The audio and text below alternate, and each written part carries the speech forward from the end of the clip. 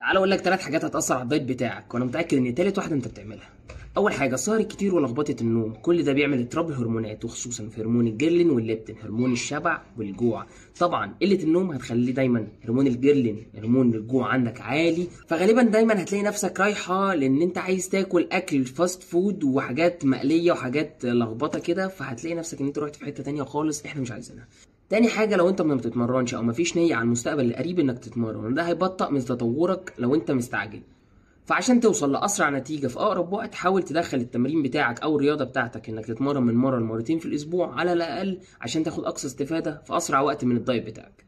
تالت حاجة ودي أهم واحدة، وإن هي إن طبيعة أكلك بتبقى كلها معجنات وزيوت وآيس كريم، وبتبقى مستني إن الدايت بتاعك يبقى فيه نفس الأكل ده، ومستغرب أنت ليه ما بتخسش أو ليه ما بتوصلش لهدفك. وعشان كده لازم تبقى من جواك عارف ان طبيعة الاكل بتاعتك غير صحية، ولازم تبدأ تدور على بدائل تانية وطرق طبخ مختلفة تخليك قريب من اللي انت متعود عليه، ولكن بالعلم اللي يفيد صحتك. لايك وفولو عشان تشوف كل جديد. انا محمد حلمي ودي ساعة تغذية.